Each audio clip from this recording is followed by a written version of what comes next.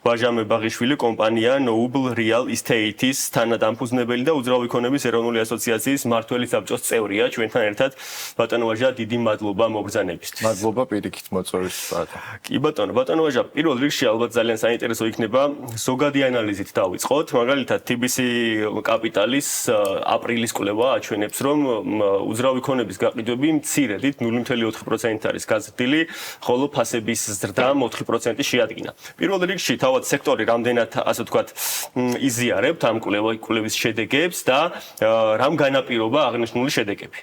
იცით რაში არის საქმე ზოგადად ძალიან საინტერესო არის ხოლმე რიგი კვლევები, რაც ვრცელდება სხვადასხვა მედია საშუალებები და პლატფორმებზე.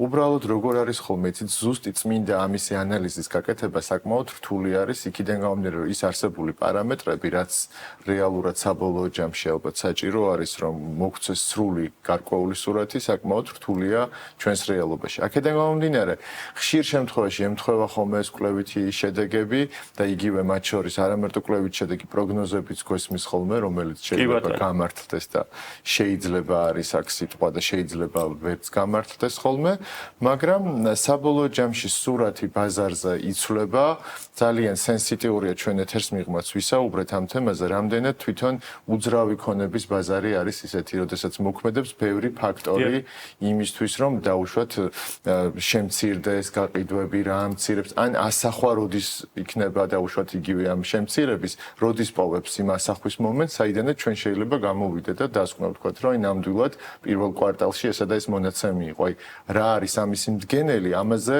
საკმაოდ რთული არის ხოლმე საუბარი, იმიტომ რომ ეს ფაქტორები და როგორც თქვით, კომპონენტები ხშირად ცდება ხოლმე იმას მოცემულობას, რაც გვაქვს.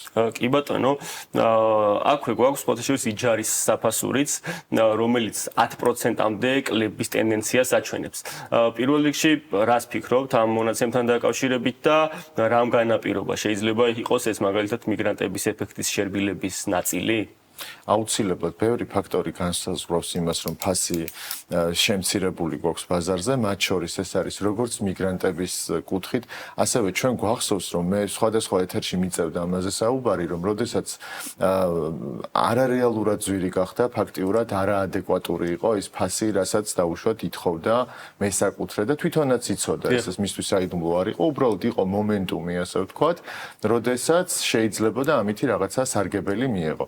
ეს იყო დროებითი ეფექტი, ყველამ გააზრებული ქონდა, რომ ეს უსასრულოდ ვერ გაგრძელდებოდა, იმიტომ რომ არ იყო რა აბსოლუტურად რეალობიდან იყო აცდენილი გრძელვადიან ხედვაში, მაგრამ ფასმა დაიკლო იმ უძრავ ქონებაზე, რომელზეც ფაქტიურად იმთავითონ მოთხოვნა არ იყო მაღალი.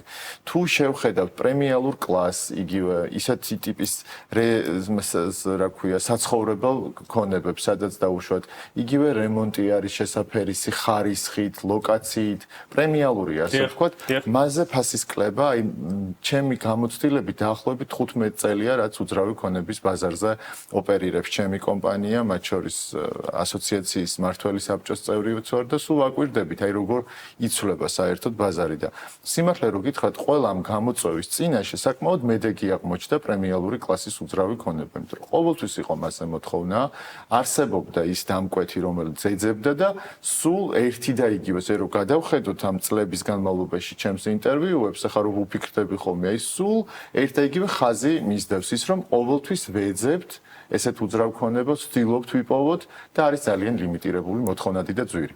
კი ბატონო ვაჟა, თქვენ დასაწყისში მოთხოვნა ახსენეთ, სწორედ მოთხოვნა მიწოდებასთან დაკავშირებით მინდა გკითხოთ, თუ დავაკვირდებით მიწოდების ტრენდი, მით უმეტეს საკმაოდ არაელასტიურია და ის არც იკლებს და ესე მოკლევადიან პერსპექტივაში ვერც დაიკლებს. იმის გათვალისწინებით, რომ იგივე თუნდაც არაპრემიალურ სეგმენტზე მოთხოვნა გარკვეულწილად შემცირებული არის. ხომ არ შეიძლება საშუალოებიან პერიოდში ველოდოთ რაღაც მოთხოვნა მიწოდების მრუდის არევას. იცით რა არის ესეთი აი წეღან ვახსენე საუბრის დასაწყისში, როდესაც რაღაცა პროგნოზს ვაკეთებ, ძალიან საფრთხილო არის ხოლმე იმ კუთხით, რომ იწევს საზოგადოებაში რაღაც გარკვეულ მოლოდინებს აჩენს, შესაბამისად შეიძლება ვერ გამართლდეს ხოლმე და ამაზე აკეთებენ ისინი რაღაცა ფინანსურ მას რა ქვია ინვესტირებას ფიქრობენ, აი როგორ მოიქცნენ და ძალიან რთული არის ხოლმე ამაზე რაღაცნაირად საუბარი, მაგრამ რასაც ვუყურებთ საერთო ტენდენციას, ნამდვილად არ არის აქ პრობლემა ჯერჯერობით, მე რასაც უყურებ, იყო ამისი რისკები იგივე ბათუმთან და აჭარის რეგიონთან მიმართებაში, მაგრამ მეტნაკლებად ართმევს ბაზარი ამას თავს, მოთხოვნა მაინც არსებობს და შესაბამისად, აქ ჯერ გაჭედილები ამ ნაწილში არ ვართ. კი ბატონო, რეგიონები ახსენეთ, ბატონო ვაჟა და მე მინდა რეგიონების ასპექტშიც გავშალოთ საკითხი, რომელი რეგიონები არის ამ ეტაპზე უკვე სექტორის თვალით დანახული და არაკლებებით, რომელი რეგიონები არის ყველაზე პოპულარული, იგივე გვაქვს ტრადიციული მიმართულება თუ არა და ერთ მნიშვნელოვან გარემოებაზეც მინდა გავამახვილო ყურადღება, სხვადასხვა კვლევებს თუ ჩავხედავთ, რუსთავში არის საკმაოდ მაღალი გაყიდვების მაჩვენებელი ბოლო პერიოდში. რას უკავშირდება?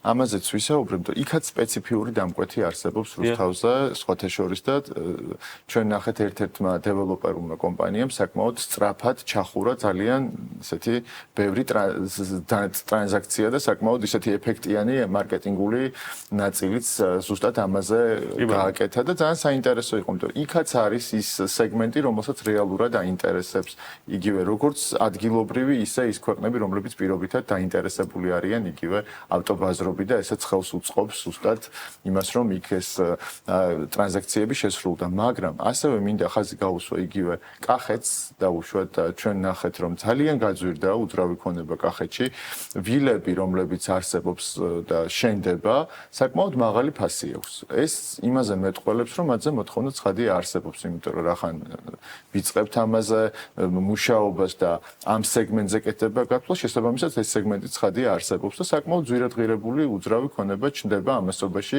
კახეთის რეგიონში. ანუ ბათუმზე აღარ მაქვს საუბარი, ცხადია ყველამ ვიცით, რომ ეს რეგიონი ყველაზე მეტად განვითარდა. ქუთაისი სხვათა შორის ძალიან საინტერესო ამ კუთხით, იქაც აქტიური მშენებლობები არის დაწყებული, ზოგი პროექტი უკვე სრულდება კიდევაც. შესაბამისად ხდება ათვისება მთლიანად საქართველოსი ამ სხვადასხვა რეგიონების ჩათვლით. ძალიან საინტერესო ხდება ბაზარი, იცვლება, ეხლა რასაც ვუყურებ სტრუქტურულად იგივე საერთო მშენებლობის სტილით. თუ დავაკვირდებით, აი ადრე თუ უბრალოდ იყო ის, რომ საცხოვრებელი კვადრატურა ყოფილიყო და ეს იყო უძრავი ქონება, დღეს ვაკვირდებით, რომ ბევრი ის მდგენელი, რაც არის ეზო იქნება, ბავშვებისთვის მოედანი იქნება, საცურაო აუზი იქნება, უკვე ის კომპონენტები რახან გაიზარდა უკვე დამკვეთიც. დეველოპერიც ცხადია ფეხდაფეხ მიყვება ამ ტრენდს და ცდილობს, რაც შეიძლება უფრო საინტერესო უძრავი ქონება შეთავაზოს დამკვეთს. ძალიან საინტერესო გარემოებებს შეეხეთ და ისევ ბაზრის სტრუქტურით გავაგრძელოთ საუბარი. შეიძლება ითქვას, რომ დღევანდელი თუ ადრე მაგალითად გარკვეული პერიოდის წინ გქონდა მოცემულობა, რომ თბილისი იყო ძირითადი გარკვეულწილად თავკომბალას ასე ვთქვათ როლში და მეტნაკლებად მოსდევდა მას ბათუმი. დღეს შეიძლება ვთქვათ, რომ უძრავი ქონების ბაზარი საკმაოდ დივერსიფიცირებულია და რაც თავარია, ეს არის გარკვეულწილად განგრძობადი და დინამიკაში შეიძლება ეს პროცესი ვიხილოთ. აბსოლუტურად გეთანხმებით, ძალიან სწორი ანალიზი არის, ზუსტად აქეთკენ მიდის და ზუსტად ამ დივერსიფიკაციისკენ, იმიტომ რომ ეს საბოლოო ჯამში გვაჩვენებს, რომ თვითონ რაზეც წუხდით ჩვენ თუ გახსოვთ, რომ რაღაცა ერთი ქალაქი იყო თითქოს თბილისი და ამის გარშემო იყო, პირიქით გაიშალა. ის კი რა ამას წინათ ზუსტად იმას ვაკვირდებოდით, რომ თუ იყო ადრე თბილისიც მაინდა-მაინც ცენტრალური თბილისი, დღეს ვნახეთ, რომ გაიშალა და იგივე ძალიან ბევრი საინტერესო დასახლება თუ უბანი მივიღეთ თბილისის შემოგარენში, ასე ვთქვა და ესეც საბოლოო ჯამში ხელს უწყობს იმას, რომ ვითარდება როგორც ქვეყნის ეკონომიკა, ისე თვითონ ქვეყანა.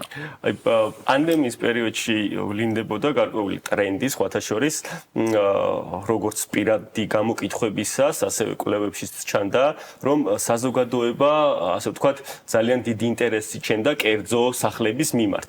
მათ შორის თბილისის მასშტაბით. დღეს რა მდგომარეობაა ამ კუთხით? დღესაც, რა თქმა უნდა, ეს ტრენდი ისევ აქტუალური არის, ყველას ისევ უნდა, ეს ჩვენ COVID პანდემიამ გვაჩვენა მაშინ და ნახეთ, რომ COVID-ის დროს იყო ზუსტად ის გაზრდილი ბუმი იყო მაშინ თუ გახსოვთ. და შესაბამისად ეხლა რასაც ვაკვირდებით, ისევ არსებობს, განსაკუთრებით ეს აქტიურდება ხოლმე, რატომღაც ზუსტად გაზაფხულის, აი რომ მიილება და ზაფხული იწყება, მაშინ უფრო მეტად ახსენდება ხალხს, რომ ჭირდება სააგარაკოთან ისეთი უბნები, სადაც მოახერხებს, რომ ბავშვები და ოჯახი გაიყვანოს და იქ კონდეთ საცხოვრისი. კი ბატონო, ბოლოს ბოლოსკენ მივდივართ ბატონო ვაჟა და ბოლოს მართალია ამბობენ პროგნოზები უმადური საქმეაო, თუმცა მცირე პროგნოზი მინდა გთხოვოთ. მოლოდინები როგორი გაქვთ, როგორც ფასის ნაწილში, ისე გაყიდვების ნაწილში, საშუალოვადიან პერსპექტივაში, რა თქმა უნდა. თუ მოლოდინებს და დავაკვირდებით და ვიტყვით, ჩემ მოლოდინზე ნაკლებად გავაკეთებ ალბათ უფრო სწორებას, მაგრამ იგივე თუ შევხედავთ დეველოპერულ და სამშენებლო კომპანიებს, გაცხადებულად გვეუბნებიან, რომ მომავალშიც ფასის ზრდა იქნება, ეს არ იქნება რომ რაღაცა ეს სწრაფი ნახტომი, მაგრამ ნელ-ნელა აქეთკენ მიდის საერთოდ უძრავი ქონება, ძვირდება და ეს ტრანსპორტი დინამიკა არის, გაძვირდება, უბრალოდ კარგი იქნება, რომ ის არის რომ ქვეყნის მოქალაქეების და მოსახლეობის შემოსავალიც ისე გაიზარდო ფეხდაფეხ, რომ მათთვის იყოს უძრავი ქონება ხელმისაწვდომი და ეს არის ალბათ ყველა ჩვენი მოქალაქის სურვილი. ბატონო ვაჟა, დიდი მადლობა თქვენ საინტერესო ანალიზისთვის, მაყურებელს შევახსენებ. ვაჟა მებაღიშვილი კომპანია Noble Real Estate-ის თანადამფუძნებელი და უძრავი ქონების ეროვნული ასოციაციის მმართველი საბჭოს წევრი იყო. ჩვენთან ერთად დავსაუბრობდით უძრავი ქონების ბაზარს